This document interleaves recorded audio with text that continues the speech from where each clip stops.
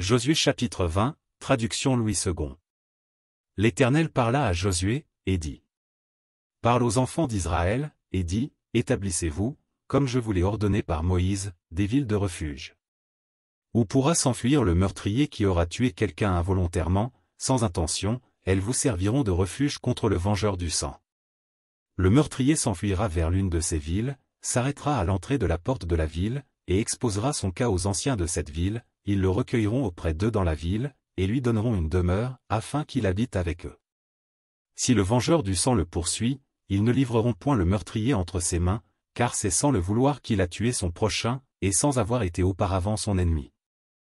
Il restera dans cette ville jusqu'à ce qu'il ait comparu devant l'assemblée pour être jugé, jusqu'à la mort du souverain sacrificateur alors en fonction.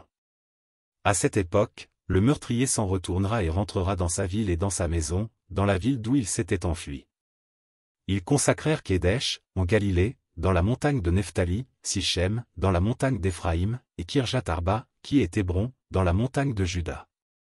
Et de l'autre côté du Jourdain, à l'orient de Jéricho, ils choisirent Bethsé, dans le désert, dans la plaine, dans la tribu de Ruben, Ramoth, en Galade, dans la tribu de Gad, et Golan, en Basan, dans la tribu de Manassé. Telles furent les villes désignées pour tous les enfants d'Israël et pour l'étranger en séjour au milieu d'eux, afin que celui qui aurait tué quelqu'un involontairement pût s'y réfugier, et qu'il ne mourût pas de la main du vengeur du sang avant d'avoir comparu devant l'assemblée.